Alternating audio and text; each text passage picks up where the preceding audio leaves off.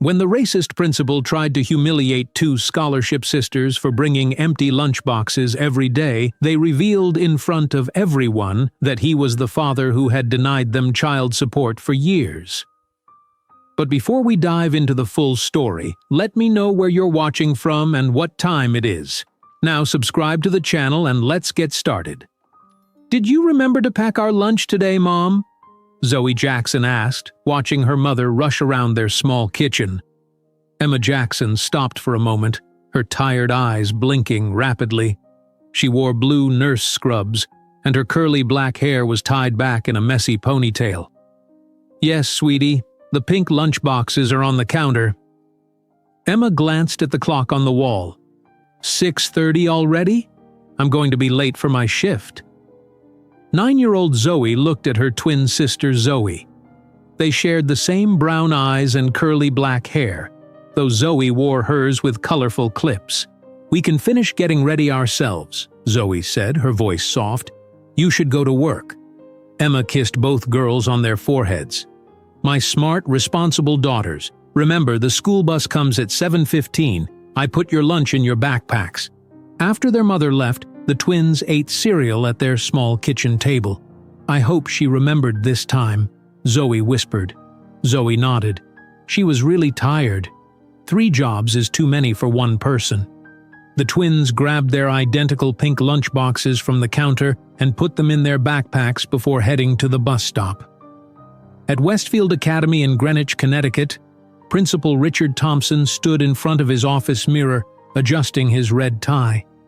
At 35 years old, he was the youngest principal in school history.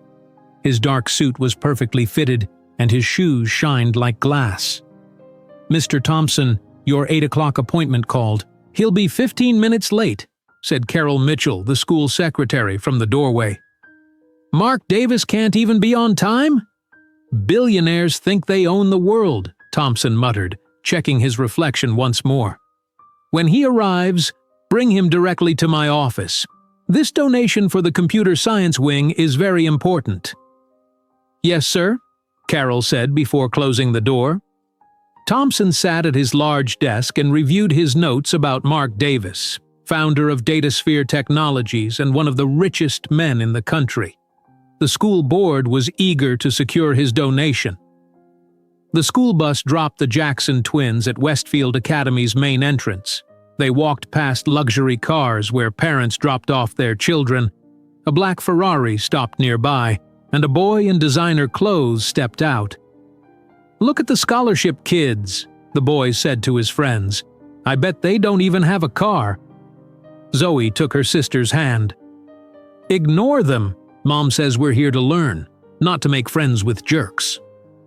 Inside, the marble hallways of Westfield Academy were filled with students wearing expensive clothes and carrying the latest electronic devices. The twins wore clean but simple outfits from a discount store. In math class, Zoe solved complex problems that challenged even her teacher. "Excellent work, Zoe," Ms. Daniels said, examining her paper. "You have a natural talent for mathematics." Across the hall in art class, Zoe worked on a detailed drawing of a family having dinner together. "This is beautiful work, Zoe," Mrs. Williams said. "Your use of color is very advanced." When lunchtime arrived, the twins sat alone at a corner table in the large cafeteria. Around them, students unpacked elaborate lunches prepared by private chefs, sushi, gourmet sandwiches, and fresh fruit. Zoe and Zoe placed their pink lunchboxes on the table but didn't open them. Instead, they took turns going to the water fountain, filling their water bottles. "Aren't you going to eat?" asked a girl passing their table. "We're not hungry," Zoe answered quickly. The truth was different. Their mother had forgotten to put food in their lunchboxes again. It happened more often lately as she worked longer hours at the hospital, the diner, and doing medical transcription at night. Mark Davis walked through Westfield Academy's front entrance wearing jeans and a simple button-down shirt. With wire-rimmed glasses and gray-flecked hair, he looked nothing like the billionaire featured in business magazines. Principal Thompson rushed forward, extending his hand. "Mr. Davis, welcome to Westfield Academy. I'm Richard Thompson." Good to meet you, Mark said, shaking his hand. Sorry I'm late. Traffic was bad on the highway. Not a problem at all. We're honored you're considering supporting our computer science program. Thompson gestured down the hallway. Shall we begin the tour? We can start with our current technology lab. As they walked, Thompson pointed out trophy cases and named famous alumni. Westfield graduates attend only the most prestigious universities. Our students come from America's finest families. And scholarship students? Mark asked. How many attend Westfield? Thompson's smile tightened. Very few. We maintain extremely high standards. The tour eventually brought them to the cafeteria during lunch period. Students sat in groups at long tables, laughing and eating. Our cafeteria serves only organic, locally sourced meals, Thompson explained, though many students bring lunch from home, prepared by their family chefs. As they walked between tables, Thompson suddenly stopped. His eyes focused on the twins sitting alone with their closed pink lunchboxes. Ah, the Jackson twins, Thompson said loudly. Several nearby students looked up. Still bringing empty lunchboxes, I see. The cafeteria grew quieter as students turned to watch. Perhaps if your mother worked harder, you could afford proper meals like the rest of our students, Thompson continued, his voice carrying across the room. Zoe stared at her closed lunchbox while Zoe's eyes filled with tears. We're fine, sir, Zoe said quietly. Mark Davis watched this interaction carefully, noticing how Thompson seemed pleased by the girl's discomfort. Let's continue the tour, Thompson said, turning away from the twins. The science labs are just down this hallway. Mark didn't move. Who are those students? Scholarship cases, Thompson replied dismissively. Their test scores were impressive enough to earn entry, but they don't really fit the Westfield profile. And you believe public humiliation helps them fit in better? Mark asked, his voice calm but firm. Thompson's smile faltered. I simply believe in maintaining standards, Mr. Davis. Every student at Westfield should understand the value of hard work and proper preparation. Interesting perspective, Mark said. He looked back at the twins, who sat with lowered heads as other students stared and whispered. Perhaps we should continue this tour another time. I've just remembered an urgent call I need to make. But we haven't discussed the donation. We'll reschedule, Mark said firmly. Please have your secretary contact my office. As Thompson led Mark back toward the entrance, the twins gathered their empty lunchboxes and backpacks. Why does he hate us so much? Zoe whispered, wiping away a tear. I don't know, Zoe answered. But Mom says we have to be twice as good to get half as much, so we'll keep trying.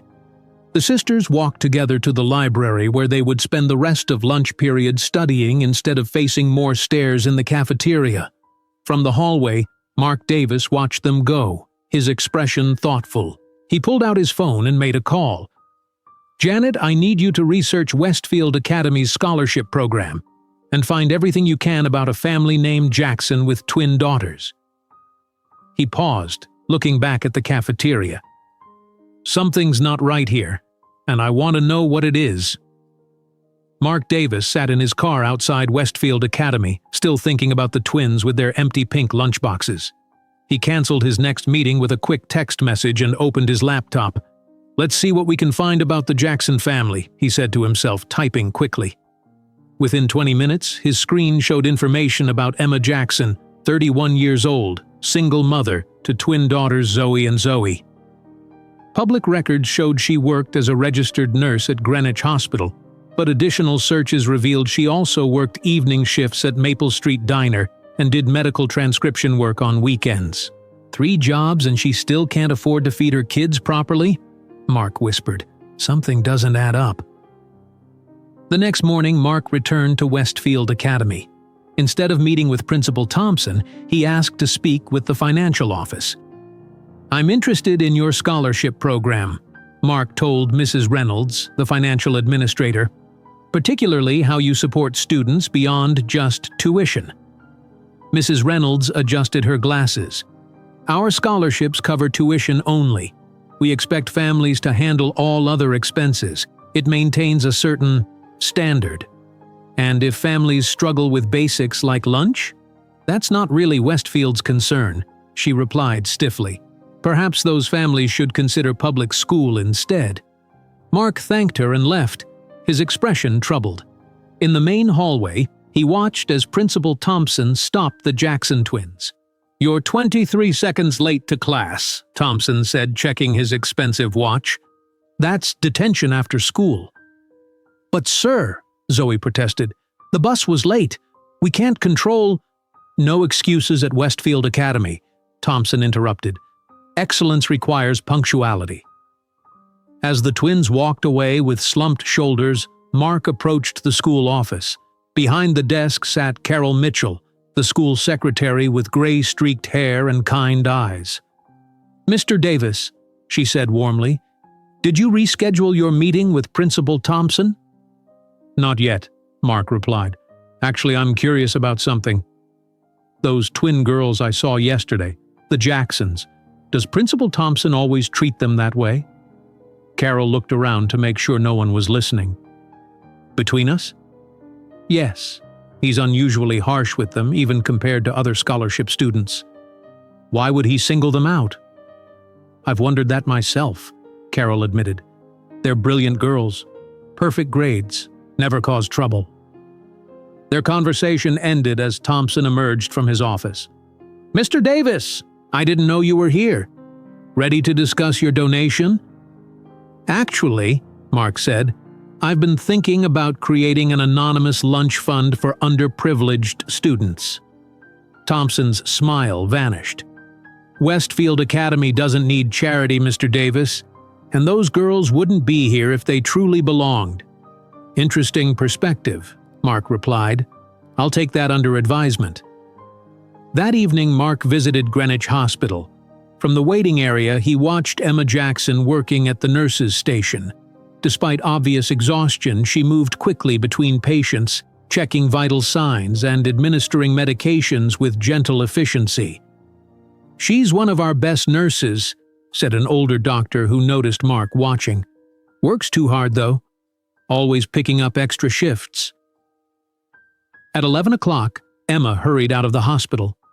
Mark followed discreetly, watching her run to catch a bus that took her to Maple Street Diner. Through the window, he saw her change into a waitress uniform in the back room, then emerge to begin serving late-night customers. The next day at Westfield, Mark found Mrs. Daniels, the twins' homeroom teacher, grading papers during lunch. "The Jackson twins are exceptional students," she told him after he introduced himself. "Zoe has an incredible mind for mathematics, and Zoe's creativity is remarkable. But they don't eat lunch," Mark observed. Mrs. Daniels sighed. "I share my lunch with them when I can. Their mother packs those pink lunchboxes every morning, but they're usually empty." "Empty?" Mark asked, confused. "Emma works 3 jobs. Sometimes she's so tired she forgets to put food inside. She thinks she packed them, but—" Mrs. Daniels shook her head. "The girls never complain. They don't want their mother to feel bad." Through the classroom window, they watched as Thompson walked by the twins sitting on a bench. He said something that made Zoe's face crumple before walking away. "It's getting worse," Mrs. Daniels said quietly. "He's checking their homework more strictly than other students, finding tiny mistakes to criticize. Last week he gave them detention for having scuffed shoes." "Why would he target them specifically?" Mark asked. Mrs. Daniels hesitated. "I don't know, but it started before they even attended Westfield. When their application came in, he tried to reject it despite their perfect test scores." Later that afternoon, Mark was leaving the school when he saw the twins standing alone at the bus stop in the rain. "Shouldn't you have been on the 3:30 bus?" he asked. "We had detention again," Zoe explained, "for talking during silent reading." "Were you the only ones talking?" "No," Zoe said softly, "but we were the only ones who got detention. The next bus isn't until 5 o'clock, Zoe added. "We usually walk home when this happens." Mark looked at their thin jackets and wet shoes. "How far is home?" 2 miles, Zoe answered. "It's not too bad." Mark made a decision. "I can drive you. I promise I'm not dangerous. We can call your mother first to make sure it's okay." After a brief phone call with Emma, who sounded both grateful and suspicious, Mark drove the twins to their small apartment building on the outskirts of Greenwich. "Thank you, sir," Zoe said formally as they got out. "Will you be okay until your mom gets home?" Mark asked. "We're used to being alone," Zoe replied. "Mom works until 9 tonight." Mark watched them enter the building, their pink lunchboxes swinging from their backpacks. The next morning, Mark met with Carol Mitchell again. "I need to understand Thompson better," he said. "How long has he been principal here?" 6 years, Carol replied. "Youngest principal in Westfield history. His family has connections on the board." "And before Westfield?" Carol thought for a moment. "He taught English briefly at Greenwich Public High School, left suddenly to take an administrative job at a private school in Massachusetts, then came here." "Greenwich Public High School?" Mark repeated. "When was this?" "About 12 years ago," Carol said. "Why?" "Just curious," Mark replied, though his mind was racing. "How long have the Jackson twins been at Westfield?" "This is their 2nd year. They started in 3rd grade. And their mother. Do you know anything about her?" Carol smiled sadly. "Emma Jackson? Only what I've heard. Single mother, works multiple jobs. Apparently very determined that her girls get the best education possible." Mark nodded, processing this information. "One more question. Do you have records of where teachers worked before coming to Westfield?" "Of course," Carol replied. "Staff directories, employment histories. It's all in the filing room." "I'd like to see those files," Mark said, "particularly for the period when Thompson worked at Greenwich Public High." Carol raised an eyebrow. "Those would be confidential. I couldn't possibly." "What if I told you I suspect Thompson is deliberately targeting those girls for personal reasons?" Mark interrupted. "And I need to understand why." Carol studied him for a long moment. "Thompson is at an administrative conference for the next 2 days, she finally said. "If someone happened to check old records during that time, well, I wouldn't necessarily know about it." Mark smiled gratefully. "Thank you, Carol." As he left the office, he spotted Thompson walking toward the twins in the hallway. The principal's face showed unusual anger as he leaned down to speak to them. "Your science project isn't meeting Westfield standards," Thompson said loudly. "I expect much more from students who receive our generosity." The girls nodded silently, eyes downcast. Mark watched, his determination growing. Something was very wrong at Westfield Academy, and he intended to discover exactly what it was, and why Principal Thompson seemed to take such pleasure in tormenting these particular students. As Principal Thompson walked away from the twins, Mark made a mental note of the date on his phone.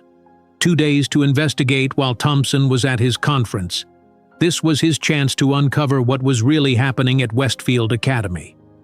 Early the next morning, Mark arrived at Greenwich Public High School. The building was old but well-maintained, with students rushing to their first classes. "I'm researching different educational models across Connecticut," Mark explained to the front office secretary. "I'd love to learn about your school's history and teaching approaches." The secretary, pleased by his interest, led him to a small room filled with yearbooks and school records. "Feel free to look through these," she said. "I'll check on you in about an hour." Mark waited until she left, then began searching through staff directories from 12 years ago. In the folder labeled Faculty 2011 to 2012, he found what he was looking for. A staff photo showing a younger Richard Thompson among the English department teachers. On the next page was a list of student teachers from the local university. 5th on the list, Emma Jackson, elementary education. "There you are," Mark whispered, taking a photo with his phone. In art class at Westfield Academy, Zoe Jackson worked carefully on her drawing. While other students created landscapes or abstract designs, Zoe's paper showed a detailed dinner table filled with colorful foods. Mrs. Williams, the art teacher, paused behind her. "That's a beautiful meal you've drawn, Zoe. Is this what you have for dinner at home? Zoe shook her head. No, this is just what I imagine people eat. Mrs. Williams noticed other drawings in Zoe's folder, all featuring elaborate meals, each labeled with descriptions. Birthday dinner with cake and ice cream, Thanksgiving with turkey and potatoes, breakfast with pancakes and eggs. These are very detailed, Mrs. Williams said gently. You've drawn the food with such care. I like thinking about food, Zoe said quietly. It helps when I'm hungry. Mrs. Williams felt her heart sink. Are you often hungry, Zoe? Zoe quickly closed her folder. I'm fine, Mrs. Williams. Please don't tell anyone. During recess, Zoe stood near the playground fence reading a book when she heard laughter nearby. She looked up to see 3 boys surrounding her sister. Why do you talk like that? One boy mocked, imitating Zoe's stutter that appeared when she was nervous. Leave me alone, Zoe said, her voice shaking. Why do you bring empty lunch boxes? Another boy laughed. Are you too poor for food? Zoe slammed her book shut and marched over. Stop talking to my sister like that. Or what? The tallest boy challenged. Or I'll tell everyone how you cheated on the math test last week, Zoe said calmly. I saw you using your phone. The boys' faces turned red. You're lying. Try me, Zoe replied, standing protectively beside Zoe. Now go away. The boys walked away, but not before one of them shouted, Thompson's right. You don't belong here. Minutes later, a teacher approached the twins.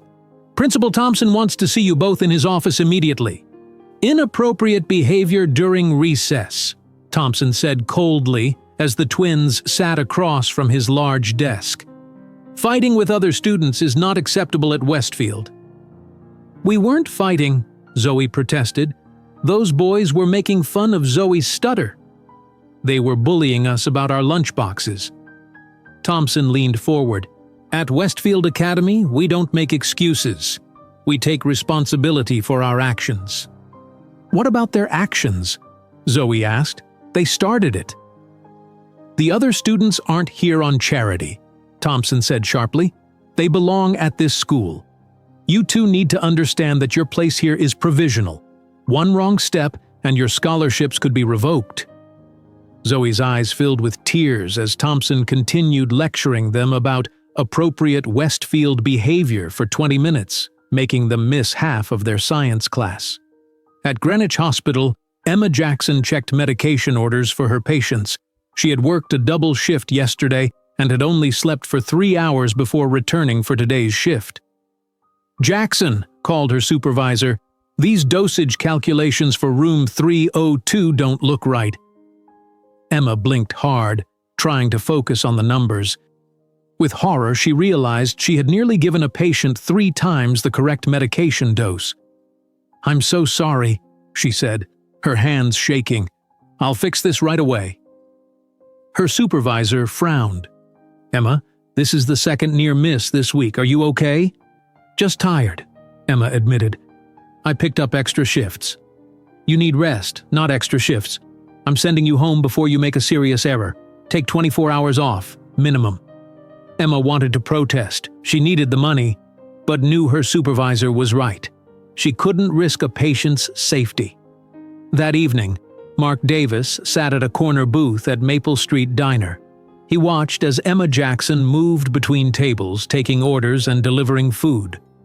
Despite her exhaustion, she smiled at customers and remembered their preferences. When she approached his table, Mark looked up with a friendly smile. Coffee, please. Black.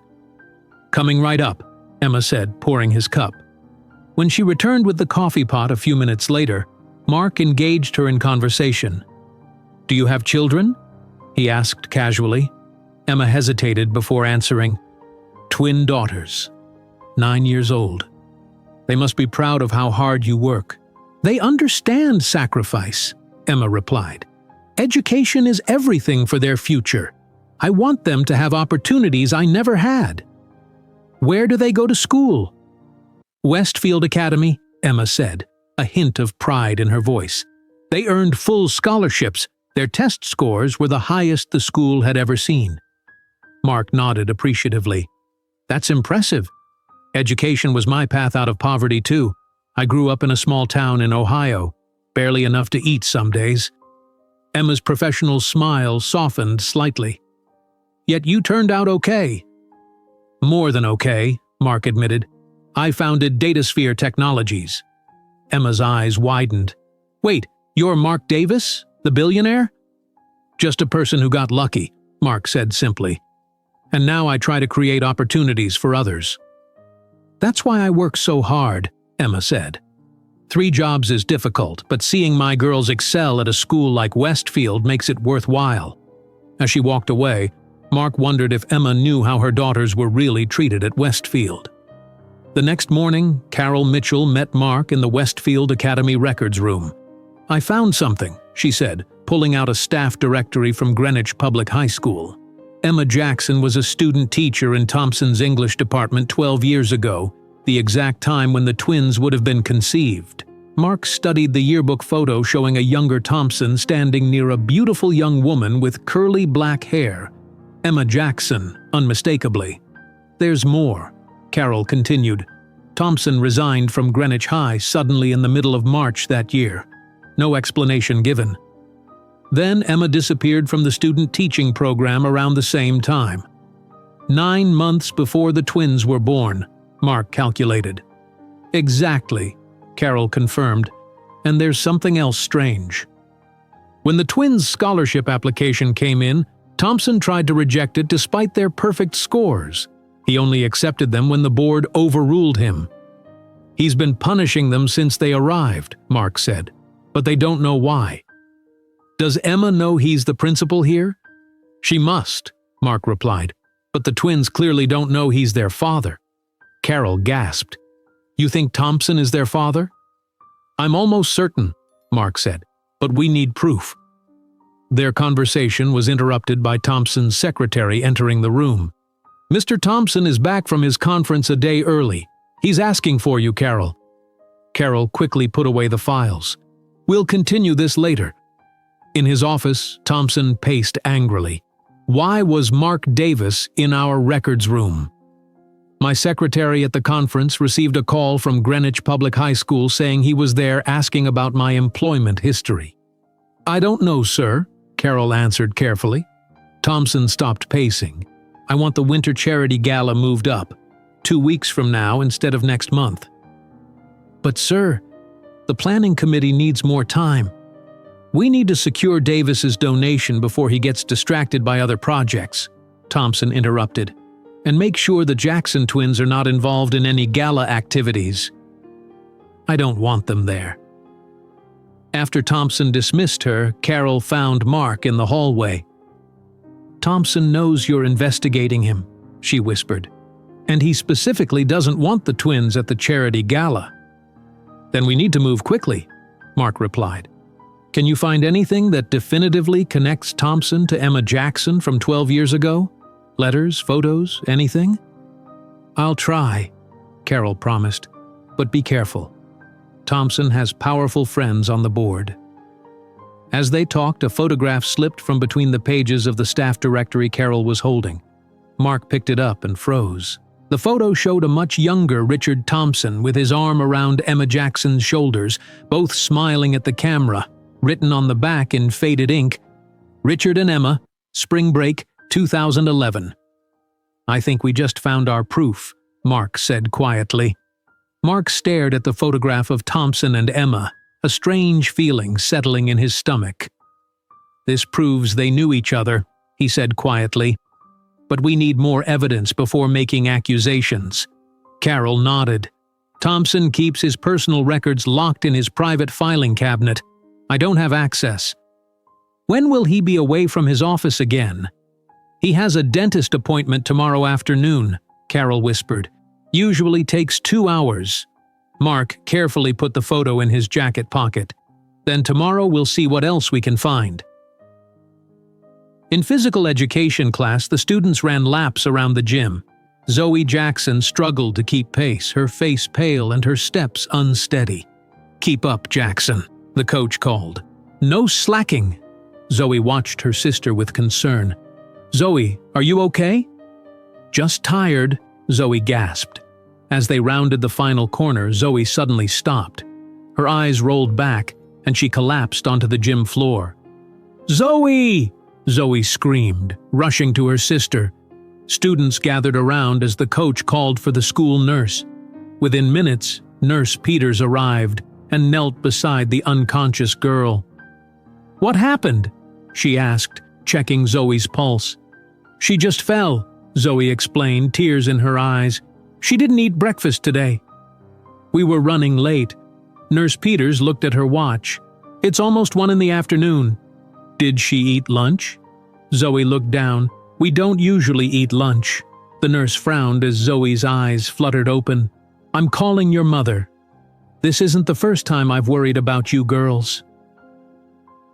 Emma Jackson was checking patient charts when her phone rang. Hearing about Zoe's collapse, she immediately requested emergency family leave and rushed to the school. In the nurse's office, she found Zoe lying on a cot with Zoe sitting beside her. "Mom," Zoe said weakly, "I'm sorry." Emma hugged her daughters tightly. "What happened? The nurse said you fainted from hunger?" "We're fine," Zoe insisted. "Zoe just got dizzy." Nurse Peters entered with a tray holding apple slices and peanut butter sandwiches. "Mrs. Jackson, may I speak with you privately?" In the hallway, the nurse's expression was serious. "This isn't the first time I've noticed signs of malnutrition in your daughters. They never eat lunch, and today Zoe admitted they often skip breakfast." "That's not possible," Emma said defensively. "I pack their lunches every morning." "When was the last time you checked inside their lunch boxes?" Emma's face paled. "What do you mean?" "Your daughters bring empty lunchboxes to school every day, Mrs. Jackson. They don't eat during lunch period." Emma felt her legs weaken. "That can't be right. I pack them myself." But even as she spoke, horrible realization dawned. In her exhaustion, had she been forgetting to put food inside? She thought of the mornings rushing around the kitchen, placing the pink lunchboxes in their backpacks, believing she had filled them. "I need to go home," Emma whispered. "I need to check something." In Thompson's absence, Mark and Carol slipped into his office. Carol kept watch at the door while Mark carefully opened the locked filing cabinet using a small tool. "Personal records," Mark muttered, flipping through folders. "Here, employment history." The file revealed Thompson had left Greenwich Public High School suddenly, citing personal reasons. A letter from the school superintendent mentioned allegations of inappropriate conduct with a student teacher that were later withdrawn. "He was involved with Emma when she was a student teacher," Mark said. "Then something happened." Carol looked nervous. "Mark, there's more. I found financial records showing Thompson has been diverting money from the scholarship fund into a separate account." "What? Why?" "I don't know, but it's been happening since he became principal. The amounts aren't large, but they add up." Mark photographed the documents with his phone. "This explains why he's so defensive about scholarship students. He's been stealing from them." A noise in the hallway made them freeze. Carol quickly checked outside. "Thompson's back early," she whispered urgently. "We need to leave now." They barely managed to replace the files and exit through a side door before Thompson returned to his office. At home, Emma emptied the twins' backpacks on the kitchen table. With trembling hands, she opened the pink lunchboxes. Both were completely empty. "Oh, my babies," she whispered, tears streaming down her face. "What have I done?" She opened the refrigerator, nearly empty except for a carton of milk and some apples. The cupboards contained only a few cans of soup and a half-empty box of cereal. She had been so focused on paying rent and bills that food shopping had become whatever she could afford after everything else. Emma sank to the kitchen floor, sobbing. Her daughters had been going hungry, and she hadn't even noticed. The next day, a delivery truck stopped outside the Jackson apartment. The driver carried 2 large boxes to their door. "Delivery for Emma Jackson," he announced when Emma answered. "I didn't order anything," she said, confused. "It's paid for. Meal delivery service for 2 weeks. Everything's prepared. Just heat it up." Inside the boxes were containers of fresh, healthy meals labeled for breakfast, lunch, and dinner. A note read, "From someone who understands." No strings attached. Emma stared at the food, pride warring with necessity. She wanted to refuse. She should be able to provide for her own children. But the memory of Zoe's pale face as she lay in the nurse's office made her decision clear.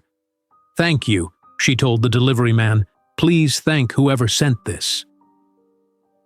At Westfield Academy, Thompson addressed the teachers during their morning meeting. "In preparation for the charity gala, we need to ensure our standards remain excellent," he announced. "I've prepared new guidelines for student conduct and appearance." Mrs. Daniels reviewed the document with growing concern. "Sir, these requirements for pressed uniforms and specific shoe types will disproportionately affect scholarship students." "Excellence isn't easy, Mrs. Daniels," Thompson replied coldly. "If certain students can't maintain our standards, perhaps they don't belong here." After the meeting, Mrs. Daniels found Mark waiting in the hallway. "He's targeting the scholarship students," she said quietly. "Especially the Jackson twins." "I need your help," Mark replied. "I want the board to invite Emma Jackson to the charity gala." Mrs. Daniels looked surprised. "Thompson will never allow it. He won't have a choice if the board approves it as recognition for her daughter's academic achievements." That afternoon, the board met to discuss final arrangements for the charity gala. Mark attended as a special guest. "I have a suggestion," Mark said when Thompson finished his presentation. "We should invite the parents of our highest-achieving students as special guests, including scholarship students." Thompson's smile tightened. "Our gala is primarily for donors and board members, Mr. Davis." "Actually," said board chairwoman Helen Morrison, "I think it's a wonderful idea. It shows we value academic excellence regardless of financial background." "The Jackson twins have the highest grades in 4th grade," another board member pointed out. "Their mother should definitely be included." Thompson's face reddened. "Mrs. Jackson works multiple jobs. I doubt she could attend." "Let's allow her to make that decision," Mark suggested smoothly. "I imagine she'd be very proud to see her daughters recognized."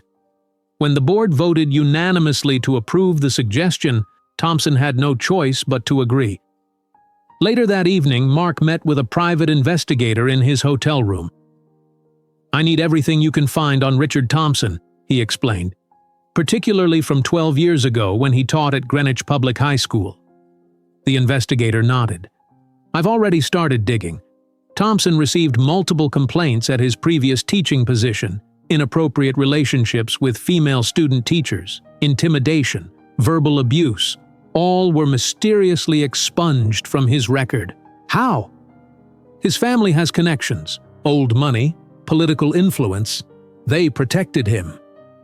Mark thought about the twins, their empty lunchboxes, and Thompson's deliberate cruelty. "I'm convinced Thompson is their biological father. We need absolute proof." "The DNA test results should be back tomorrow," the investigator confirmed. "We have Thompson's coffee cup and hair samples from both girls." Mark stared out the window at the lights of Greenwich. "If I'm right, Thompson abandoned Emma when she got pregnant, then deliberately tormented his own daughters when they earned scholarships to his school. Why would anyone do that?" "Fear," Mark said simply. "Fear that someone would discover his secret. Fear of responsibility. Fear of damaging his precious reputation." As the investigator left, Mark's phone rang. It was Carol. "Emma Jackson just received her invitation to the charity gala," she said. "Thompson is furious. He's reviewing every detail of the twins' academic records, looking for any excuse to disqualify them." "Keep an eye on him," Mark replied. "We're close to uncovering everything." He hung up, knowing the charity gala would bring this situation to its inevitable breaking point. One way or another, the truth about Richard Thompson and the Jackson twins would finally be revealed. Mark's phone buzzed early the next morning. A text message from his private investigator read, "DNA results ready. Can meet in 1 hour." Mark dressed quickly and drove to a small coffee shop away from Greenwich's busy center. The investigator was already waiting, a brown envelope on the table. The results are clear, the investigator said quietly. 99.8% probability. Richard Thompson is the biological father of both girls. Mark stared at the paper showing matching DNA markers. Now we have proof. What will you do with this information? End his reign of cruelty, Mark replied, placing the results in his briefcase. Those girls deserve the truth, and so does everyone at Westfield Academy. Emma Jackson stood in front of her closet, staring at its meager contents. The invitation to Westfield's charity gala sat on her dresser, its elegant script making her stomach hurt. "Mom, what are you going to wear?" Zoe asked, sitting cross-legged on the bed. Emma touched a faded blue dress she had worn to a cousin's wedding 4 years ago. "Maybe this one?" Zoe shook her head. "The other moms will wear fancy dresses, like in magazines." Emma sat beside her daughters, taking their hands. "I might not go to the gala." "But you have to," Zoe protested. "They're going to talk about how smart we are." "The invitation says they're recognizing scholarship students," Zoe added. "We need you there." Emma looked at their hopeful faces and sighed. She couldn't disappoint them, but she couldn't afford a new dress either. At Westfield Academy, Thompson paced his office, phone pressed to his ear. "I don't care what the board decided," he snapped. "Find a way to uninvite her." He listened for a moment, then slammed the phone down. Carol Mitchell stood in the doorway, having heard everything. "The invitations have already been sent," she said calmly. "The board was very clear about including scholarship parents." "I'm still principal here," Thompson replied coldly, "and I decide who belongs at Westfield events." "Actually, sir, the board makes those decisions." Thompson's face darkened. "The Jackson twins. I want their academic records on my desk in 1 hour. Every test, every assignment." After Carol left, Thompson opened his desk drawer and pulled out a bottle of pills, swallowing 2 with a gulp of water. His hands were shaking. In math class, Mrs. Daniels handed back quizzes to her students. "Excellent work, Zoe," she said, returning a paper marked with an A+. "Perfect score again." Zoe smiled proudly until Principal Thompson entered the classroom. "Mrs. Daniels, I need to speak with Zoe Jackson," he announced. "Bring your quiz and come with me, young lady." In the hallway, Thompson examined Zoe's quiz paper with a scowl. "These answers match Mrs. Daniels' answer key exactly," he said. "Did you cheat?" Zoe's eyes widened. "No, I would never cheat. It's suspicious that a scholarship student consistently outperforms students who have private tutors." "I study hard," Zoe insisted. "My mom helps us every night, even though she's tired." Thompson leaned closer. "I think you saw the answer key. I'm considering invalidating all your grades this semester." Zoe felt tears forming but fought them back. "That's not fair. You're only targeting us because you don't think poor people can be smart." Thompson grabbed her arm, his fingers digging into her skin. "Don't you dare speak to me that way.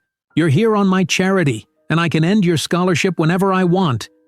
"Let go of me," Zoe said, her voice shaking. "You're hurting me." "Is there a problem here?" Mrs. Williams, the art teacher, had just entered the hallway. Thompson immediately released Zoe's arm.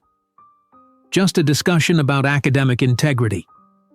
Mrs. Williams noticed the red marks on Zoe's arm and the tears in her eyes. "Zoe, please wait in my classroom. I need to speak with Principal Thompson privately." After Zoe left, Mrs. Williams crossed her arms. "I saw you grab that child. I'm reporting this incident to the board immediately." An hour later, Emma received a call at work. "Mrs. Jackson, this is Helen Morrison from the Westfield board. There's been an incident involving Zoe. We need you to come to the school." Emma's heart raced as she drove to Westfield. In the conference room, she found Zoe sitting quietly while board chairwoman Morrison, Mrs. Williams, and Principal Thompson waited. "What happened?" Emma asked, sitting beside her daughter. "A misunderstanding," Thompson said smoothly. "Zoe became upset during a discussion about her quiz scores." "He grabbed my arm," Zoe said quietly. "He left marks." Mrs. Williams nodded. "I witnessed Principal Thompson physically restraining Zoe in a manner that violated our conduct policies." Thompson's smile tightened. The girl was becoming hysterical. I simply guided her. "Show your mother your arm, Zoe," Mrs. Williams instructed gently. Zoe pulled up her sleeve, revealing finger-shaped bruises forming on her skin. Emma gasped. "You did this to my daughter?" she asked, looking directly at Thompson for the first time. Their eyes met, and something passed between them. Recognition, history, and unspoken tension. Thompson looked away first. "As I said, a misunderstanding." Helen Morrison cleared her throat. "We're very sorry about this incident, Mrs. Jackson.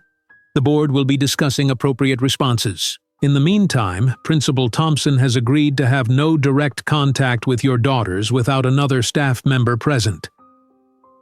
After the meeting, Mrs. Daniels found Emma sitting alone in the hallway. "Are you all right?" she asked gently.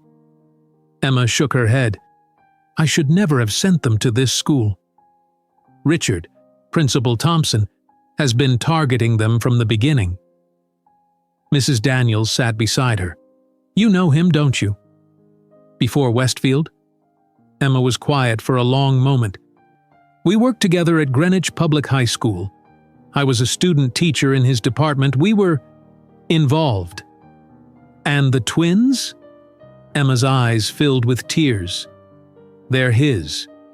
He doesn't know, or at least, he pretends not to know. When I told him I was pregnant, he said I was trying to trap him. He threatened to ruin my career if I told anyone." Mrs. Daniels reached for Emma's hand. "That's why he's been so cruel to them." "I never thought he would recognize them," Emma continued. "But they look so much like me, and they have his intelligence. He must have figured it out." "The charity gala is tomorrow night," Mrs. Daniels said. "What will you do?" "I can't go, I have nothing to wear, and I can't face him in a room full of wealthy people who respect him." Mrs. Daniels smiled gently. "I think I can help with the dress. As for facing him, you've been doing that alone for 9 years. Maybe it's time everyone knew the truth." Mark met with Carol in the school library after hours. "The DNA results confirm it," he told her quietly. "Thompson is the twins' father." Carol nodded. "I found something else. Financial records showing Thompson has been diverting small amounts from the scholarship fund for years. Why would he risk his career for what must be relatively small amounts?" "It's not about the money," Carol explained. "He's been using it to pay for student evaluations and extra testing for the Jackson twins, trying to find reasons to revoke their scholarships." Mark shook his head in disgust. "He's been using school funds to target his own daughters." "Does Emma know about the DNA confirmation?" "Not yet, but something happened today. Thompson grabbed Zoe's arm hard enough to leave bruises. A teacher reported it." "This has gone far enough," Mark said, standing up. "Tomorrow night at the gala, Thompson's perfect image will shatter once and for all."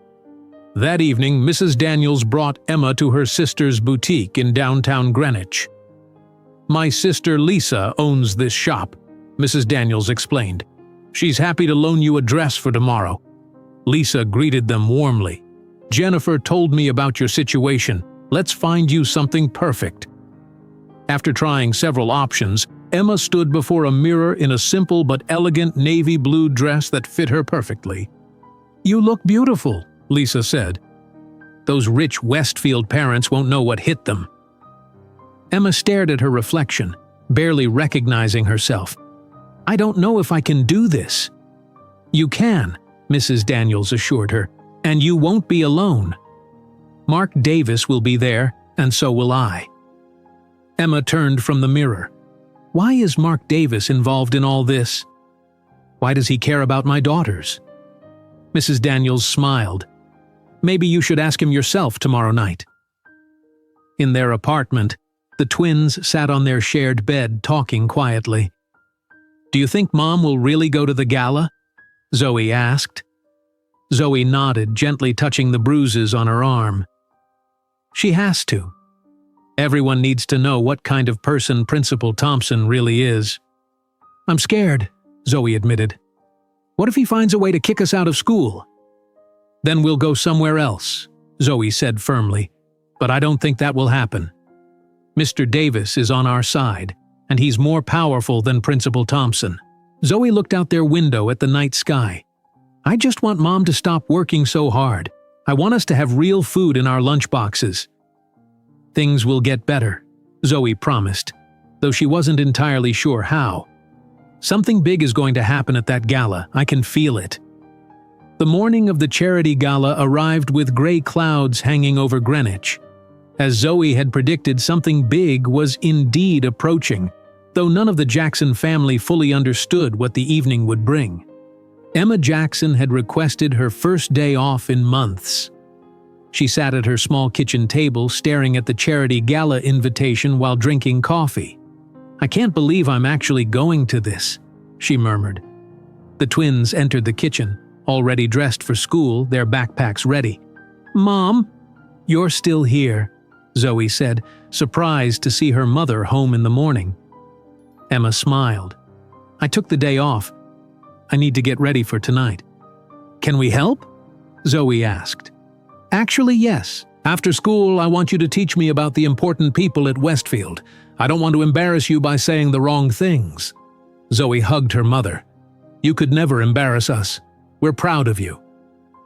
At Westfield Academy, Principal Thompson inspected the transformed gymnasium where the charity gala would be held that evening. Crystal chandeliers hung from the ceiling. White tablecloths covered round tables adorned with fresh flower arrangements. "The ice sculpture goes center stage, not by the entrance," Thompson snapped at a worker. "And these flowers should be white roses, not pink." Carol Mitchell approached with a clipboard. "The final guest list, sir. 217 confirmed attendees." Thompson scanned the list, stopping at Emma Jackson's name. "Who assigned the seating?" "You did, sir. Last night." "And where is Mrs. Jackson seated?" Carol hesitated. "Table 23, in the back corner." Thompson nodded in satisfaction. "Perfect. Far from the stage and the important guests." "Actually, sir, there's been a change. Mr. Davis specifically requested Mrs. Jackson be seated at his table." Thompson's face flushed with anger. "He what?"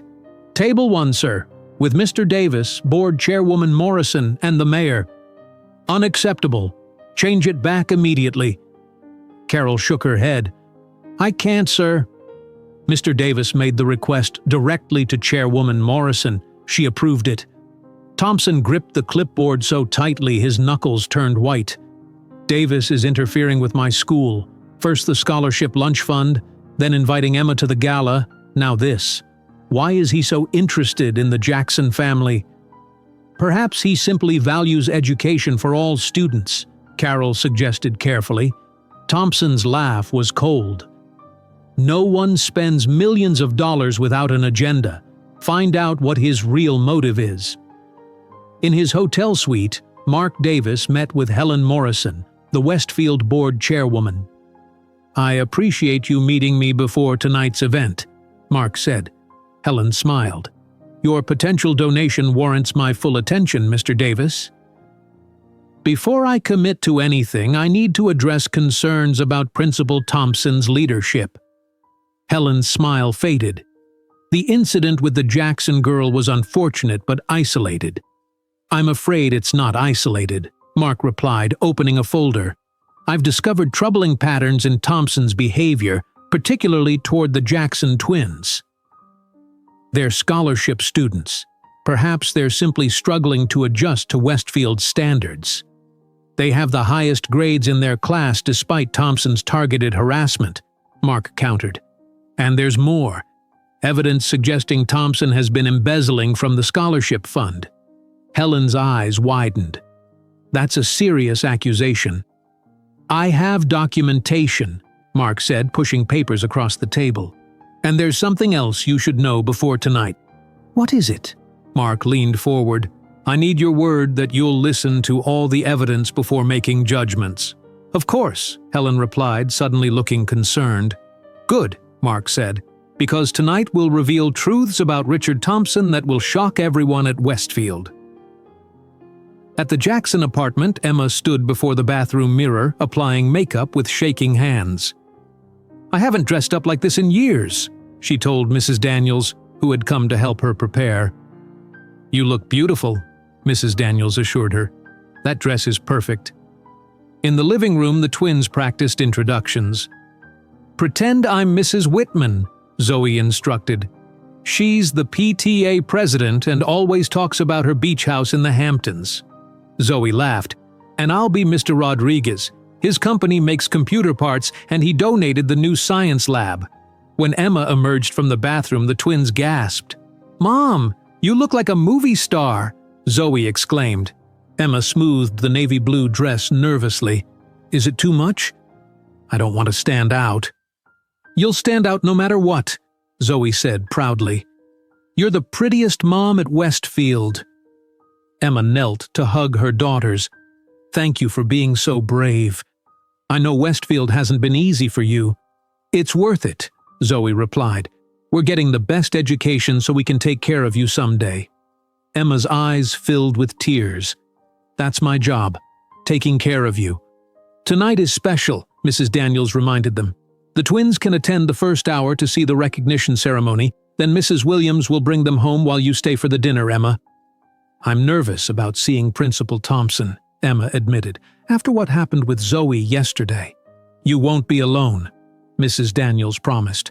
"Mark Davis specifically requested you at his table." "Why would he do that?" Emma asked. "He doesn't even know me." Mrs. Daniels smiled mysteriously. "I think he knows more than you realize." In the 5th grade hallway at Westfield, 2 older students talked loudly by the water fountain. "Did you hear about tonight?" A girl in an expensive uniform said, "One of the scholarship moms is coming to the gala."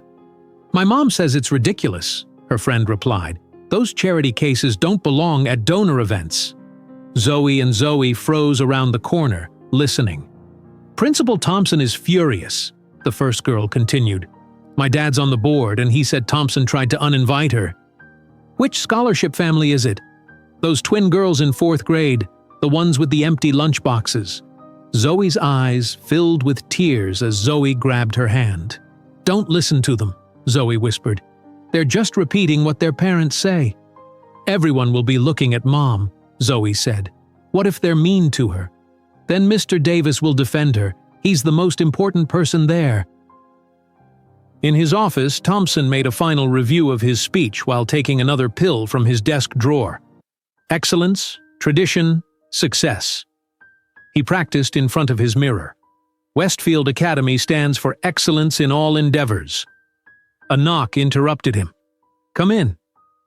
Mark Davis entered, dressed in a simple but clearly expensive suit.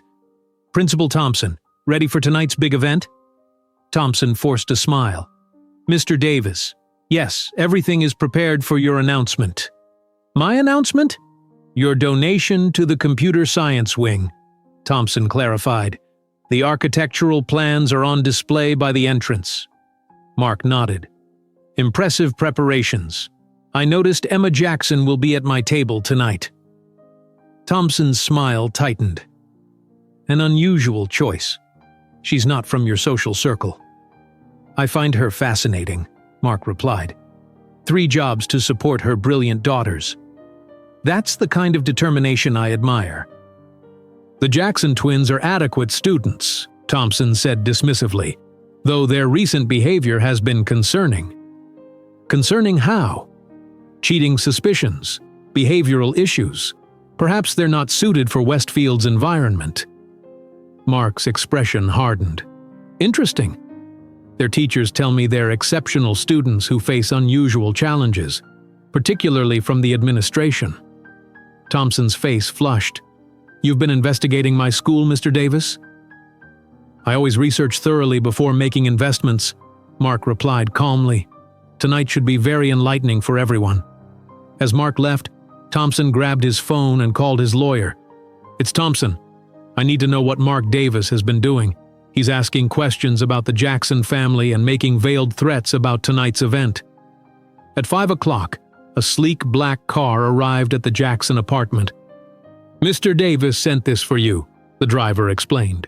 "He thought you might appreciate a ride to the gala." Emma, dressed in her borrowed navy gown with her hair styled elegantly, looked nervously at Mrs. Daniels. "It's okay," Mrs. Daniels assured her. "Mark is trying to help."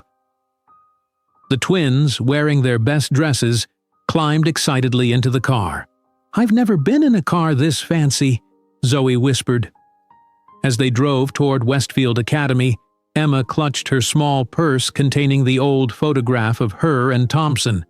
After 12 years of silence and struggle, she had decided to bring proof of their past relationship. "Mom, are you okay?" Zoe asked, noticing her mother's tension. Emma took a deep breath. "I'm fine, sweetie. Just a little nervous." "Don't worry," Zoe said, patting her mother's hand.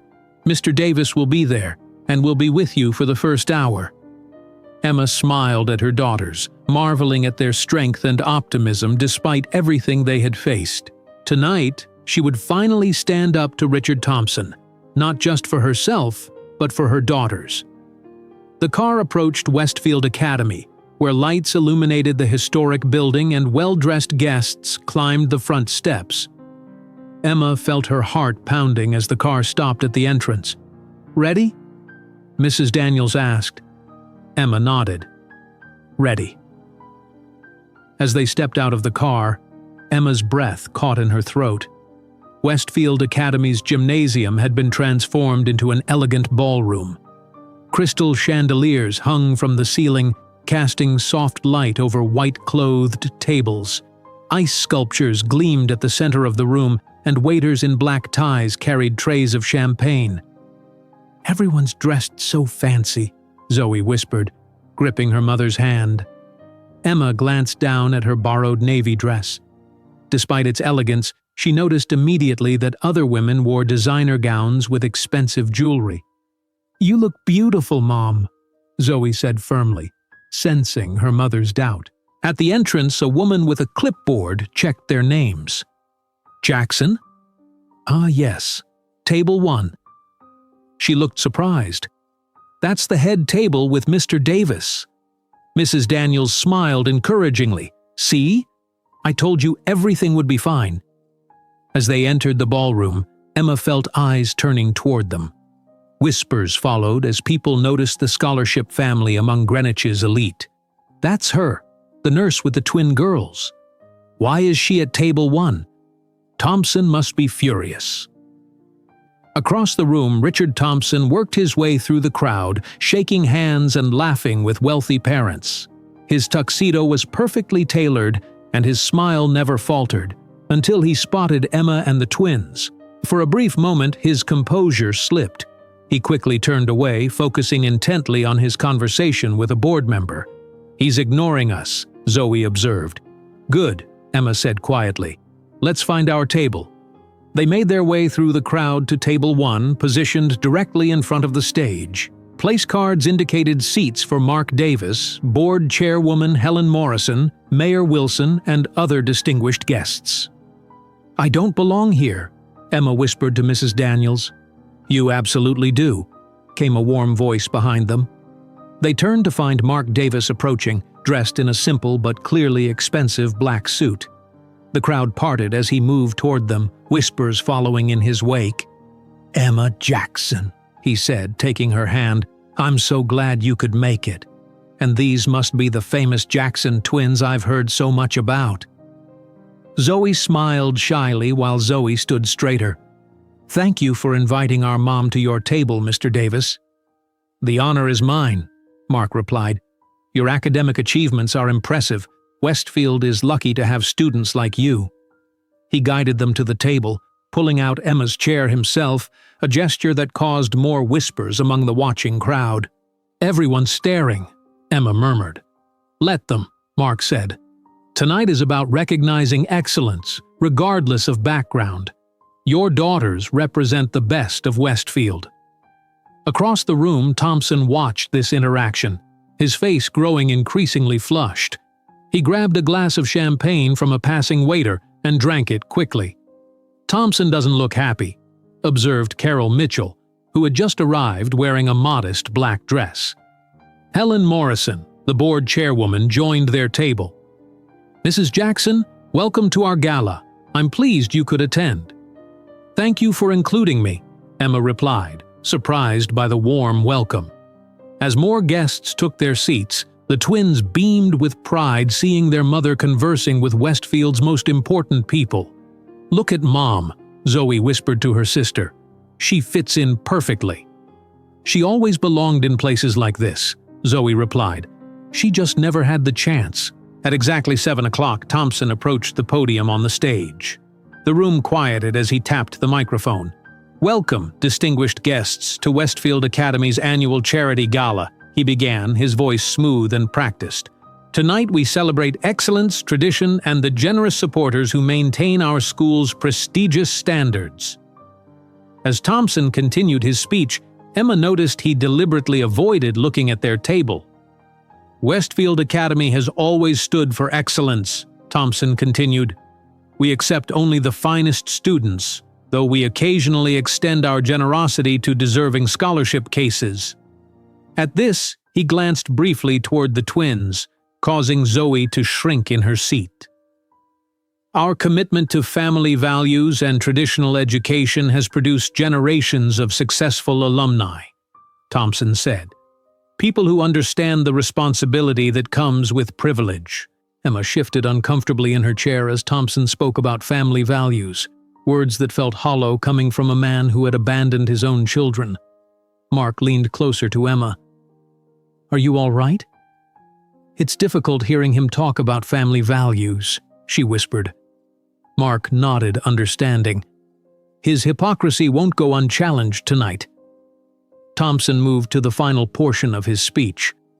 "And now I'm excited to announce our newest project, the Thompson Technology Wing, a state-of-the-art computer science center that will keep Westfield at the forefront of education." A screen behind him displayed architectural renderings of a glass building with Thompson prominently displayed on its facade. "We're honored to have tech visionary Mark Davis with us tonight," Thompson continued, gesturing toward Table 1. "His generous donation will make this dream a reality." Mark's expression remained neutral, giving no indication whether he intended to fund the project. "Before we continue with dinner, I'd like to recognize our highest-achieving students," Thompson said. "Would the Jackson twins please join me on stage?" Emma squeezed her daughter's hands. "Go on. This is your moment." Zoe and Zoe walked nervously to the stage, their simple dresses stark against Thompson's tuxedo. "These young ladies have maintained the highest grade point averages in 4th grade," Thompson said, his smile not reaching his eyes. "A testament to Westfield's excellent teaching even for those from different backgrounds." The twins stood uncomfortably as Thompson placed a hand on each of their shoulders for a photo opportunity. Emma could see Zoe stiffen at his touch. "They look just like their mother," Helen Morrison commented, "though their academic abilities remind me of someone else." Emma glanced sharply at the board chairwoman, wondering how much she knew or suspected. After the twins returned to the table, Carol leaned toward Mark. "Everything's ready." Mark nodded and excused himself, stepping into the hallway where Carol followed with a folder of documents. "The DNA results are on top, financial records underneath," Carol said quietly. "Are you sure about this?" "Thompson's family has powerful connections." "I'm sure," Mark replied. "Those girls deserve the truth, and Emma deserves justice." Inside, Thompson was wrapping up his speech. "And now please enjoy your dinner. Afterward, Mark Davis will announce his contribution to our technology wing." As dinner was served, Mrs. Williams approached their table. "I'm here to take the twins home as planned," she said. "The adult portion of the evening will start soon." Zoe looked concerned. "Mom, will you be okay without us?" Emma hugged her daughters. "I'll be fine. Mrs. Williams will stay with you until I get home." "You were so brave," Zoe said. "Everyone can see you belong here." After the twins left with Mrs. Williams, Emma felt suddenly vulnerable. Across the room, Thompson watched them go, then approached Table 1. "Mrs. Jackson, I hope you're enjoying our event," he said stiffly, "though it must be quite different from your usual environments." Actually, Richard, I'm finding it familiar in many ways, Emma replied, using his first name deliberately. Thompson's smile faltered at her familiar address. Their eyes locked, and for the first time that evening they truly looked at each other. 12 years of secrets hung in the silence between them. "If you'll excuse me," Thompson said abruptly, turning away. "He recognized you," Mark observed after Thompson left. "We knew each other years ago," Emma admitted, "before the twins were born." Mark nodded. "I know." Emma looked at him sharply. "How much do you know?" "Everything," Mark said quietly. "The DNA tests confirm it. Thompson is the twins' father." Emma's hand trembled as she reached for her water glass. "You had no right." "Perhaps not," Mark conceded, "but someone needed to uncover the truth. Thompson has been deliberately tormenting his own daughters." Before Emma could respond, Thompson returned to the podium, raising his champagne glass. "Ladies and gentlemen, a toast to Westfield's bright future and our continued tradition of excellence." As guests raised their glasses, Mark returned to the table with his folder. He caught Emma's eye and gave a slight nod, silently asking if she was ready. Emma hesitated, then nodded back. It was time for everyone to know the truth about Richard Thompson. The room quieted as Thompson finished his toast. He smiled confidently at Mark Davis. "And now, I'd like to invite our special guest, Mark Davis, to come to the stage and share his exciting vision for the new Thompson Technology Wing." Polite applause filled the room as Mark stood and walked to the podium. Thompson moved aside, extending his hand for a congratulatory handshake that photographers eagerly captured. "Thank you, Principal Thompson," Mark began. His voice was calm but clear. "Before I discuss any donation, I'd like to recognize some truly exceptional achievements at Westfield Academy." Thompson's smile faltered slightly as Mark continued. "We all witnessed the academic excellence of the Jackson twins tonight. Zoe and Zoe have maintained perfect grades despite facing unusual obstacles that most students here couldn't imagine." The audience nodded politely, though some looked confused by this unexpected direction. "These young girls wake up at 5:30 every morning in a small apartment on the edge of town. Their mother works 3 jobs to support them. They often go without proper meals." Mark paused, looking directly at Thompson, "and they face targeted harassment from their own school principal." Murmurs spread through the room. Thompson stepped forward. "Mr. Davis, perhaps we should focus on the technology wing."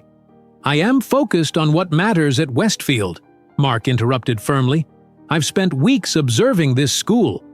I've seen Principal Thompson publicly humiliate these girls about their empty lunchboxes. I've seen him create special rules that affect only scholarship students. I've documented how he assigns them excessive detention for minor infractions." The room grew uncomfortably quiet. Wealthy parents exchanged concerned glances. "This is absurd," Thompson said, his face reddening. "Mr. Davis clearly misunderstood normal disciplinary actions." "Did I misunderstand when you grabbed Zoe Jackson's arm hard enough to leave bruises?" Mark asked. "Or when you questioned her test scores and suggested she cheated despite her documented academic excellence?" Board Chairwoman Helen Morrison stood up. "Mr. Davis, these are serious accusations." "I have evidence to support everything I'm saying," Mark replied, opening his folder. "But the real question is why? Why would Principal Thompson single out these particular students for such persistent cruelty?" Thompson's face had grown pale. "This is completely inappropriate. I began investigating when I witnessed Thompson humiliating the twins about their empty lunchboxes," Mark continued, addressing the entire room. "What I discovered was disturbing. 12 years ago, Richard Thompson was an English teacher at Greenwich Public High School." Mark held up an old staff photo. At the same time, Emma Jackson was a student teacher in his department. Emma sat very still at table 1, her hands clasped tightly in her lap as all eyes turned toward her. "Their relationship went beyond professional boundaries," Mark continued. When Emma became pregnant, Thompson abandoned her, threatening to destroy her teaching career if she pursued child support. Gasps filled the room. Thompson lunged toward the podium. "These are lies! She's using these accusations to extort money from me and the school." Mark calmly held up another document. "I have DNA test results confirming with 99.8% certainty that Richard Thompson is the biological father of both Zoe and Zoe Jackson." The room erupted in shocked whispers. Thompson stood frozen, his face ashen.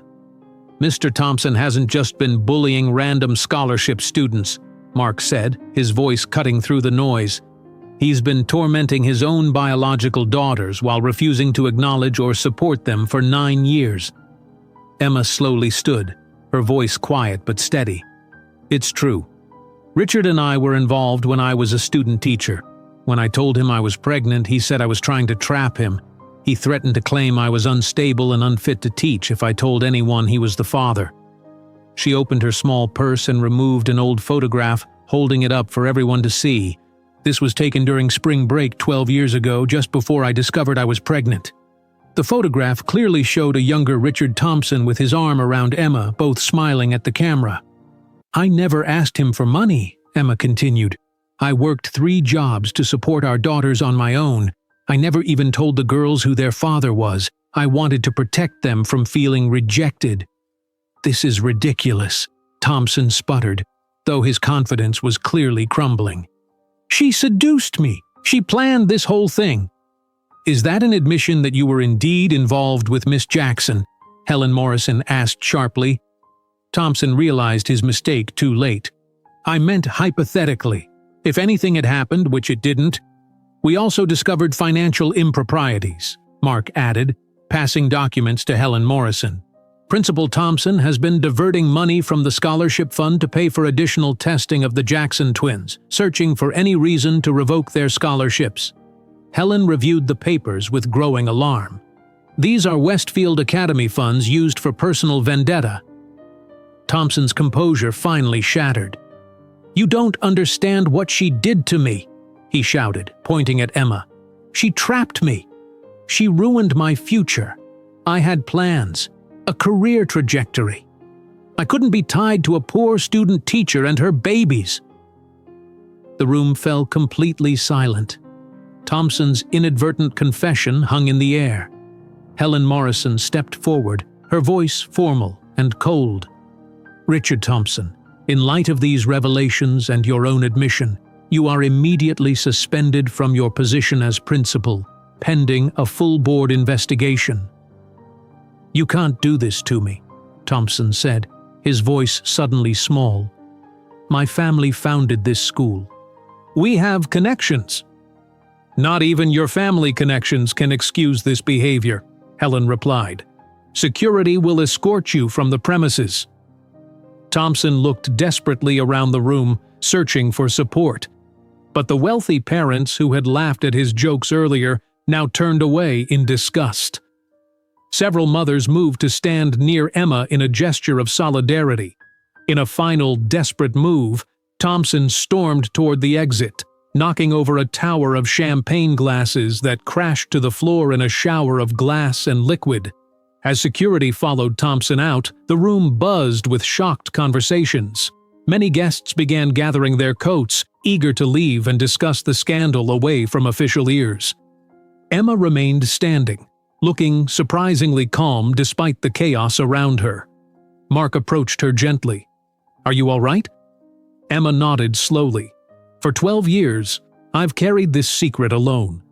It feels lighter now." "I'm sorry if I overstepped," Mark said. "I should have discussed this with you first." "Why?" Emma asked, looking directly into his eyes. "Why did you care enough to investigate all this? You don't know us. You could have just made your donation and moved on." Mark was quiet for a moment before answering. "When I was a child, my mother worked 3 jobs too. We were often hungry. I brought empty lunchboxes to school sometimes, pretending I'd already eaten. When I saw your daughters doing the same thing and then witnessed Thompson's cruelty toward them." He paused. "I couldn't walk away." Emma's eyes filled with tears. "Thank you. But what happens now?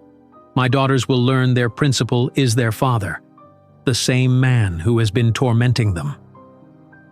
Helen Morrison joined them, her expression serious but kind. "Mrs. Jackson, the board will be meeting tomorrow morning to address this situation.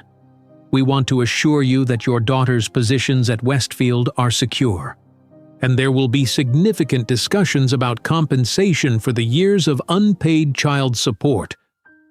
"I never wanted his money," Emma said. "I just wanted my girls to have a good education." "They deserve both," Mark replied, "and Thompson needs to face responsibility for his actions." As the gala dissolved into early departures and shocked conversations, Emma stood in the center of the ballroom that had always been closed to her.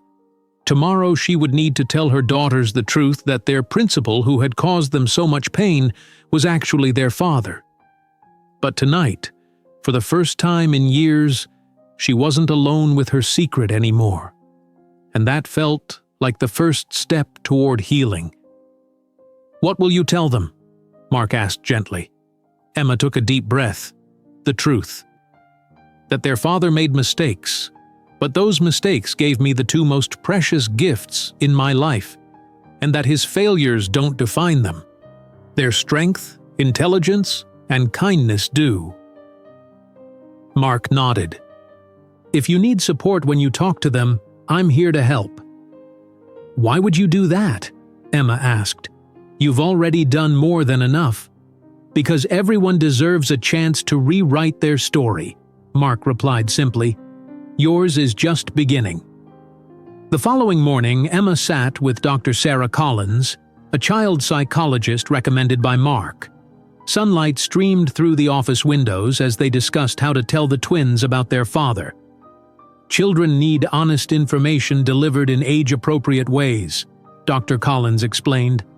9-year-olds can understand complicated family relationships, but they need reassurance about what will stay the same in their lives. Emma nodded, her hands twisting nervously in her lap. "I never wanted them to feel rejected. That's why I never told them about Richard. Now they need to hear it from you before they hear it from someone else," Dr. Collins said gently. "The news is already spreading through Greenwich." Indeed, Emma's phone had been buzzing with text messages all morning. Parents from Westfield had suddenly discovered her number to express shock and support. Local news websites featured headlines about Thompson's suspension. "I'll bring them here this afternoon," Emma decided. "I want you to help me explain." At Westfield Academy, an emergency board meeting was underway in the conference room. Helen Morrison stood at the head of the table, addressing the 14 board members. "The evidence against Richard Thompson is overwhelming," she stated. "DNA confirmation of paternity, financial mismanagement, documented harassment of students. His own children, no less. This is a public relations nightmare," said board member William Peterson. "My phone hasn't stopped ringing since last night." "Thompson should have been vetted more thoroughly," another board member added. "His past relationship with a student teacher should have been disclosed." "We need to terminate his employment immediately," Helen concluded. "All those in favor?" 13 hands raised. Only one board member, Robert Thompson, Richard's uncle, kept his hand down. "This is a family matter being blown out of proportion," Robert argued. "Richard made mistakes, but destroying his career isn't the solution." Mark Davis, who had been invited to observe the meeting, spoke up. "With respect, Mr. Thompson, your nephew used his position of power to torment 2 9-year-old girls. He diverted school funds for personal vendettas. Those aren't mistakes, they're deliberate abuses." "You overstepped, Davis," Robert snapped. "A public confrontation at the gala? You could have handled this privately." "Just as Thompson publicly humiliated those girls repeatedly?" Mark countered. "Some actions deserve public accountability," Helen interrupted firmly. The motion to terminate passes. Richard Thompson is no longer the principal of Westfield Academy, effective immediately. In the small office of attorney James Wilson, Emma sat across the desk, still wearing her nurse's uniform after her morning shift. "The evidence is strongly in your favor, Mrs. Jackson," the attorney explained. 12 years of unpaid child support with interest represents a significant sum. Given Mr. Thompson's financial resources, we should pursue the maximum amount. Emma looked uncertain. "This isn't about money. I just want him to acknowledge his daughters." "It's about responsibility," Wilson corrected. "Your daughters deserve the financial support that was withheld all these years. Their education trust should have been funded from birth." "Will there be a trial?" Emma asked, dreading the public spectacle. "Unlikely. Thompson's lawyer will advise settlement to avoid further damage to his reputation. Meanwhile, the district attorney is reviewing the financial improprieties at Westfield.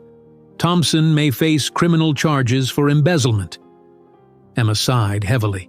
"I never wanted any of this." "Sometimes justice arrives in unexpected ways," Wilson said kindly. At 3 o'clock that afternoon, Emma brought the twins to Dr. Collins's office. They sat together on a comfortable couch, the girls confused about this unexpected appointment. "Am I in trouble for fighting with those boys?" Zoe asked suspiciously. "No, sweetheart," Emma said. "I need to tell you something important about your family, about your father." The twins exchanged surprised looks. Their mother rarely mentioned their father. "You always said he couldn't be part of our family," Zoe recalled. Emma took a deep breath. "That's true. But you deserve to know who he is, especially now that others will be talking about it." "Why now?" Zoe asked. "Because he's someone you already know," Emma explained gently. "Your father is Richard Thompson, the principal of Westfield Academy." Silence fell over the room. Zoe's eyes widened in confusion while Zoe's face darkened with anger. "That's not funny, Mom," Zoe finally said. "He hates us." "He doesn't hate you," Emma said. "He's afraid of the truth being revealed. We met when I was training to be a teacher and he was my supervisor. When I became pregnant, he didn't want to be a father." "Is that why he's always mean to us?" Zoe asked, her voice small. Dr. Collins leaned forward. "Adults sometimes act badly when they're afraid or ashamed. His behavior wasn't your fault." "He knew?" Zoe demanded, her voice rising. "He knew we were his daughters and still treated us that way?" Emma nodded sadly. "I think he recognized himself in you, especially in your intelligence." Zoe suddenly grabbed her pink lunchbox from her backpack and hurled it across the room. "I hate him. He made us feel worthless. He knew we were hungry, and he still made fun of our empty lunchboxes." Dr. Collins allowed Zoe's outburst, recognizing her need to express rage. Zoe, meanwhile, asked the question that broke Emma's heart. "Is there something wrong with us? Is that why he didn't want to be our dad?" "No, sweetheart," Emma said firmly, pulling Zoe close. "The problem was never with you. Some people aren't ready to be parents. His failings have nothing to do with how wonderful you both are." "What happens now?" Zoe asked, still angry but no longer shouting. "Do we have to see him?" "Only if you want to," Dr. Collins assured her. "You have choices in this situation." "I don't want to see him ever again," Zoe declared. Zoe looked down at her hands. "I don't know. Maybe someday, but not now." Emma hugged both girls tightly. "Whatever you decide is okay. We'll figure this out together." At Westfield Academy, students whispered in hallways and classrooms about Principal Thompson's absence. An emergency assembly was called in the afternoon. Helen Morrison addressed the student body. "Students, I'm announcing some changes at Westfield," she began. "Principal Thompson will no longer be with our school. Assistant Principal Garcia will serve as interim principal while we search for a permanent replacement." A murmur swept through the audience. Many students glanced toward the twins' empty seats. "Additionally," Helen continued, "we're implementing new programs effective immediately. A comprehensive meal program will ensure all students have access to nutritious food regardless of financial status. Our anti-bullying policy is being strengthened with mandatory training for all staff and students. After the assembly, students gathered in small groups to discuss the shocking news that had spread through text messages and social media. "Did you hear Thompson is actually the Jackson twins' father?" One fifth-grade girl whispered to her friends. "My mom was at the gala. She said he's been horrible to his own kids." "That explains why he always picked on them," a boy replied. "My dad says Thompson is leaving Greenwich, too embarrassed to stay." Richard Thompson sat in his lawyer's office staring at legal papers. His attorney looked grave. "The Jackson family has filed for 12 years of back child support plus interest. Given the DNA evidence and your public admission, fighting this would be futile." "How much?" Thompson asked hoarsely. The lawyer named a six-figure sum that made Thompson wince. "Additionally," the lawyer continued, "the district attorney is investigating the financial improprieties at Westfield. Diverting scholarship funds for personal use carries serious penalties." Thompson put his head in his hands. "I want to leave town, start over somewhere new." "I've arranged for a property sale team to pack your house," the lawyer said, "but you can't leave the state while under investigation." As Thompson stood to leave, his lawyer handed him one more document. "The Jackson twins' attorney sent this. They're declining your request for a meeting before your court date." Thompson's face showed genuine disappointment. "They won't even see me?" "Would you, in their position?" the lawyer asked simply. That evening, Emma arrived home to find Mark Davis waiting outside her apartment building.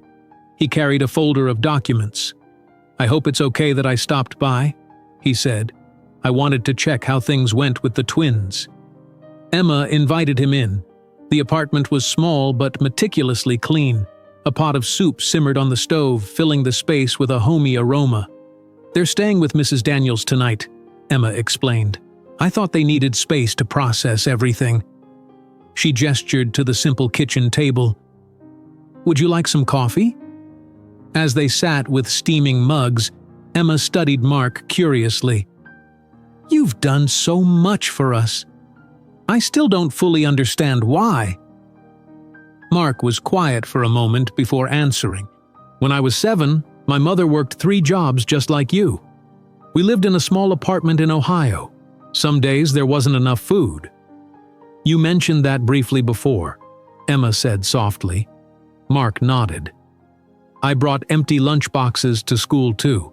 Pretended I'd already eaten. The difference was, no one helped us. No one noticed or cared." He paused. "When I saw what Thompson was doing to your daughters, I couldn't walk away." "Thank you," Emma said simply, "for seeing them when others looked away." Mark opened his folder. "There's something else. I've established a foundation to support single parents and their children across Connecticut. The first initiative is already funding lunch programs in 15 schools." He hesitated. "I'd like you to consider becoming the foundation's director." Emma looked stunned.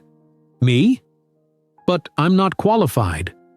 "You have lived experience, compassion, and intelligence," Mark interrupted gently. "Those are the most important qualifications. The salary would allow you to quit your 3 jobs. You could be home when your daughters return from school." Emma's eyes filled with tears at the thought of finally having time with her girls. "I don't know what to say." "Say you'll think about it," Mark replied with a smile. As they continued talking into the evening, Emma felt something she hadn't experienced in years. Hope for a future where struggling to survive wasn't her daily reality. Where empty lunchboxes could become a distant memory rather than a daily reminder of her limitations. 6 months had passed since the charity gala that changed everything. Spring sunshine streamed through the windows of the courthouse as Judge Patricia Wilson reviewed the final settlement documents. "The court approves the establishment of educational trusts for Zoe and Zoe Jackson," she announced. "The sum of $300,000 will be placed in secured accounts for their future education, with an additional $150,000 in compensation for 12 years of unpaid child support."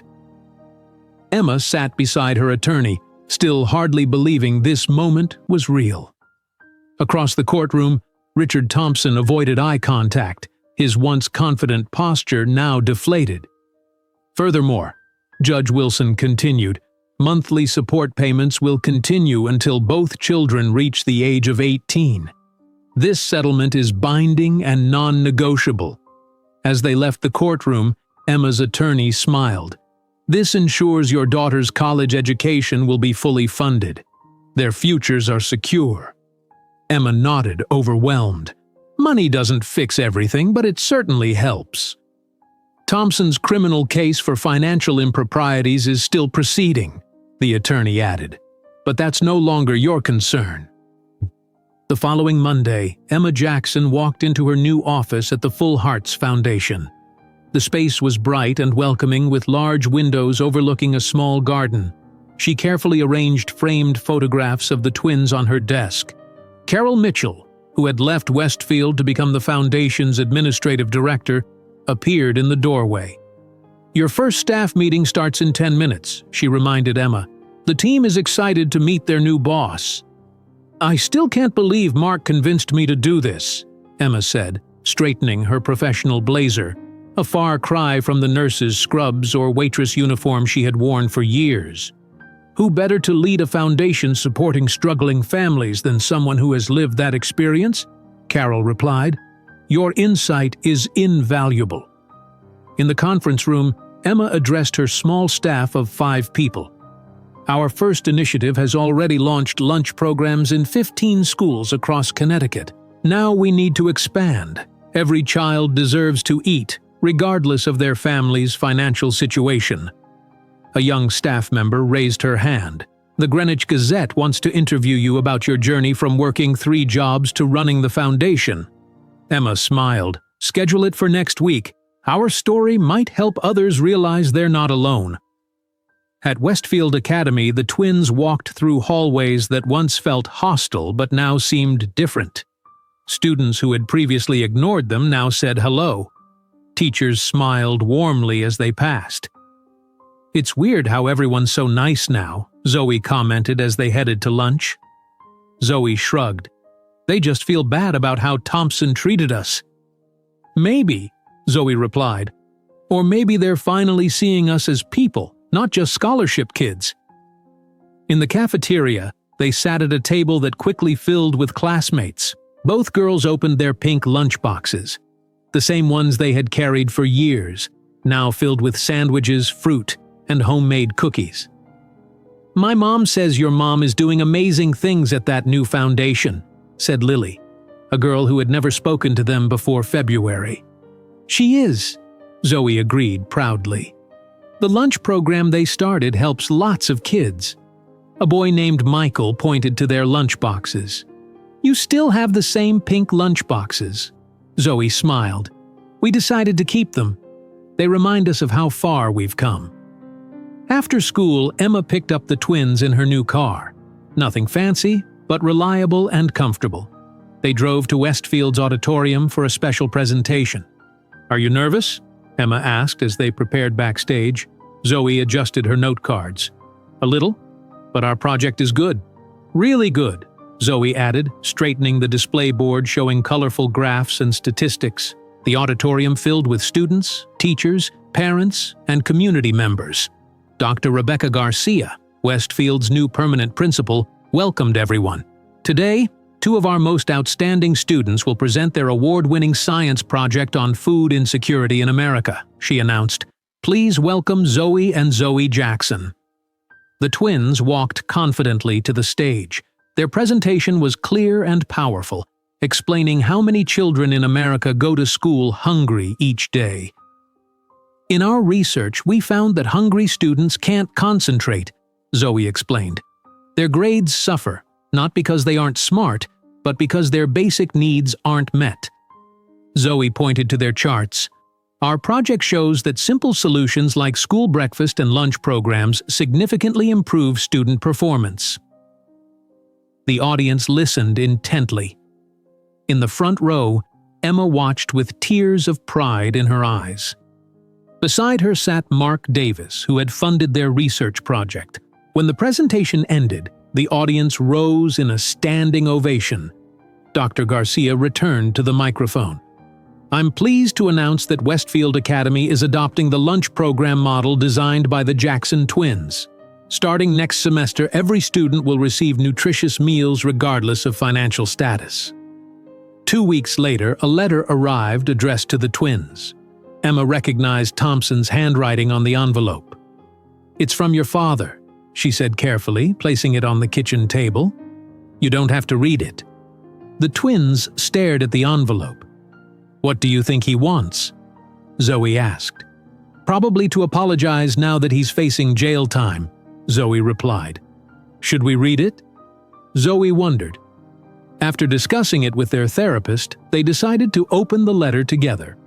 Inside, Thompson had written a formal request to meet with them before his court date for the financial crimes charges.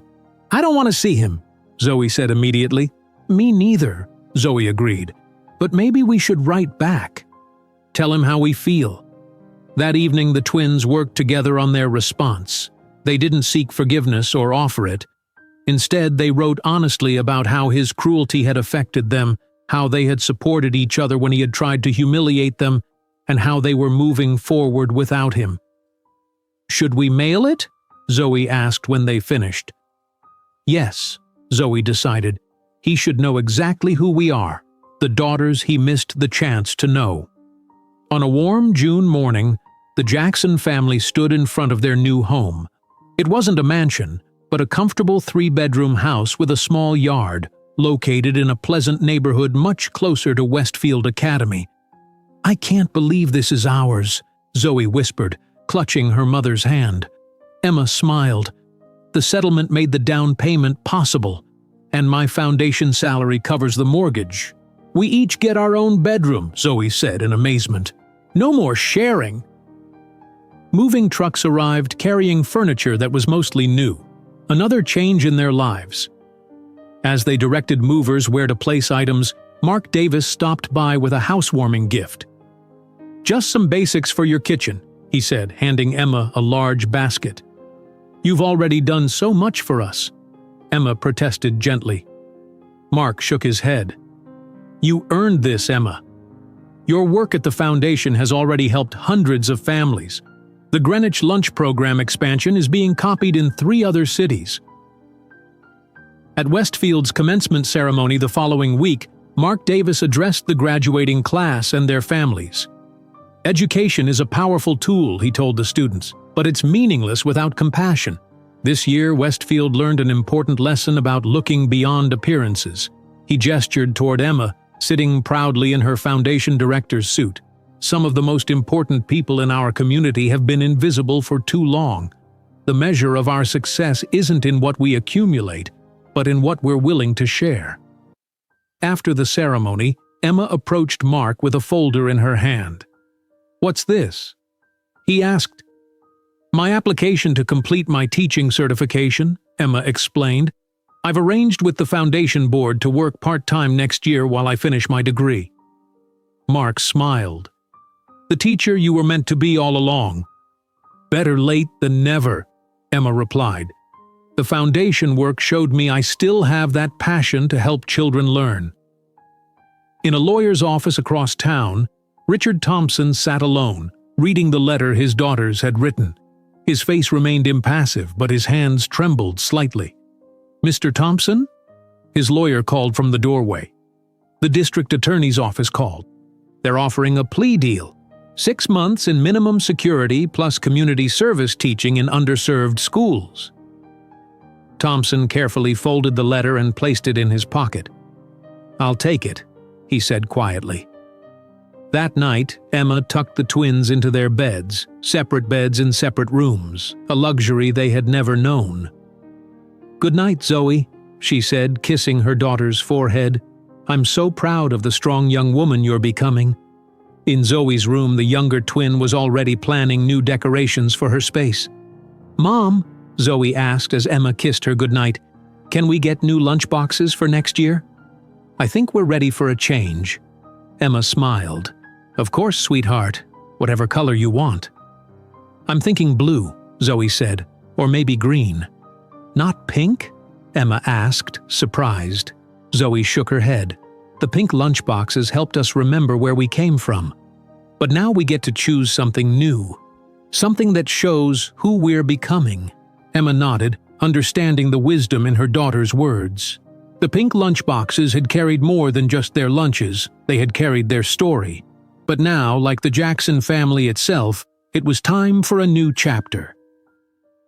If you enjoyed today's video, I'm sure you'll love the next one. Don't waste time. Just click on the screen.